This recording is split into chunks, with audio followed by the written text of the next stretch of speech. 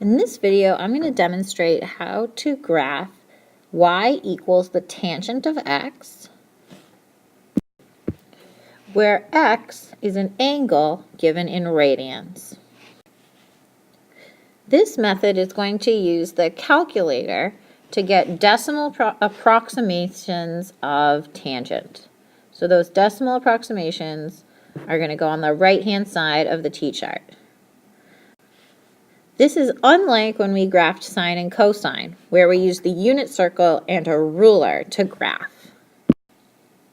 As demonstrated in class, when theta, or x, is 0 radians, the tangent of x, the tangent of 0, is also 0.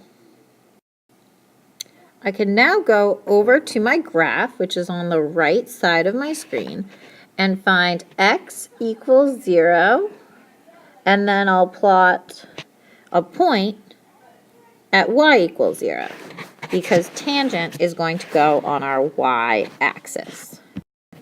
Using the calculator again, I can now do tangent of pi divided by 6, and I get 0.577. I'll now go over to my graph, and at pi over 6, x is pi over 6, notice I skipped pi over 12 because that wasn't in my chart. At x is pi over 6, I know I need to make my y 0.577, so I'm just going to estimate that to be about there. So going back to my t-chart now, I'll do the tangent of pi over 4 using my calculator, and I will get a positive 1. This is a good place to remind you to make sure you are in radians. If you're not getting these numbers, you are probably in degrees. We want to be in radians.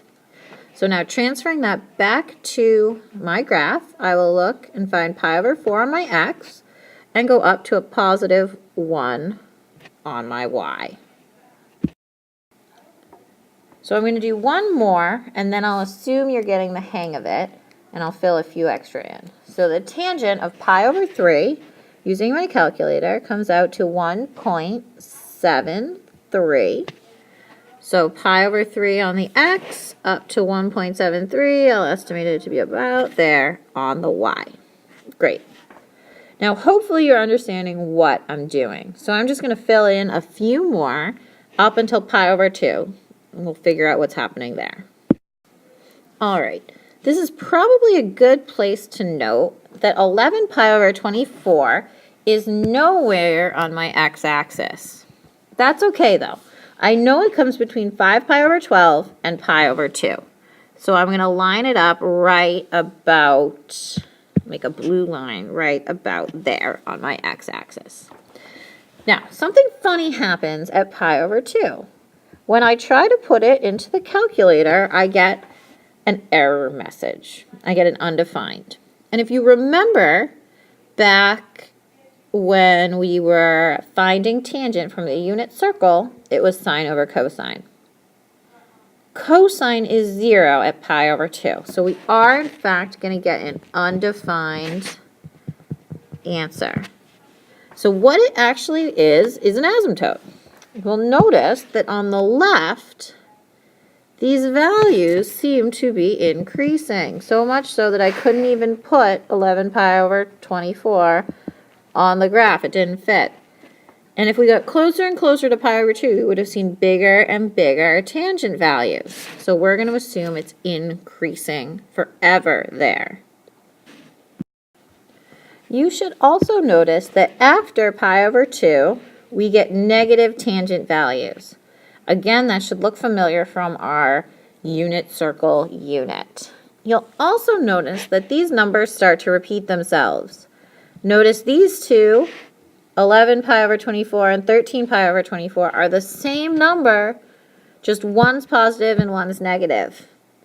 Same thing again here, and here, and here, and all the way to here, and then pi is going to be 0 again. After pi, you should start to see this same pattern of numbers happen all over again. Something interesting that might show you is the period of tangent is actually different than the period of sine and cosine. Think about what I just said again. After pi, these values will all start to repeat themselves, repeating.